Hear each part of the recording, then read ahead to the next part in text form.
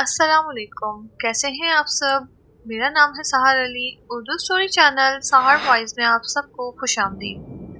Guys, آج میری birth day ہے اور میں اپنی ماں کو بہت یاد کر رہی ہوں۔ میں آج کے دن اپنے دل کی باتیں شیئر کرنا چاہتی ہوں۔ آج میں جو کچھ بھی ہوں اپنی ماں کی بدولت ہوں۔ مائیں سب کی پیاری ہوتی ہیں۔ میں آج کے دن بہت خوش رہنا چاہتی ہوں، اور اگر آپ بھی مجھے خوش دیکھنا چاہتے ہیں تو کامنٹ باکس میں ہیپی برتھ ڈے ضرور لکھیے گا۔ میں بچپن سے ہی کہانیاں سننا چاہتی تھی، جیسے اکثر چھوٹے بچے شوقین ہوتے ہیں کہانیاں سننے کے، لیکن مجھے کہانی سنانے والا کوئی نہ تھا، نہ میری اسٹیپ مدر اور نہ والد۔ جب میں چھوٹی تھی میرے والد نے دوسری شادی کر دی۔ میری اسٹیپ مدر مجھے اسٹور روم میں بند رکھتی اور جب والد آتے تو کھانا دیتی۔ ایک بار کیا ہوا کہ میں چھوٹی تھی اور میری اسٹیپ مدر کسی آدمی کو گھر لے آئی۔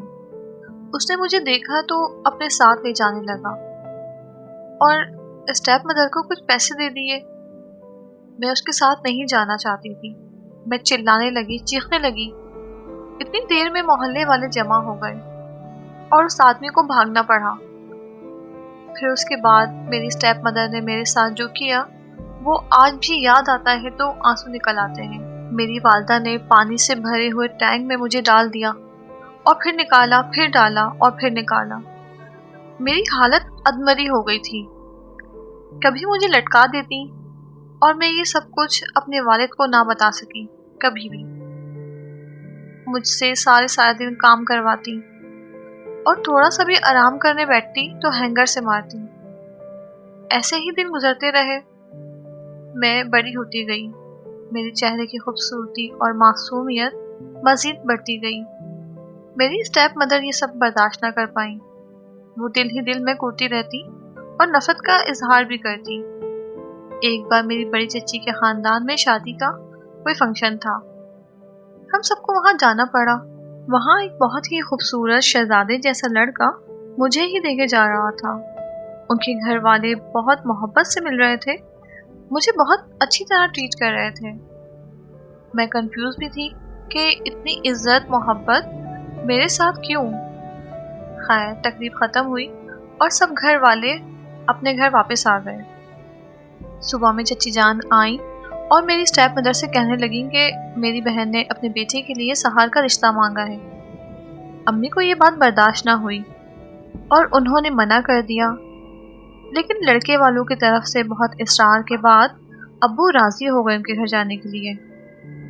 سب کو لڑکا اور ان کے گھر والے بہت پسند آئے، لیکن میری بڑی چچی اور میری اسٹیپ مدر دل سے خوش نہ تھیں۔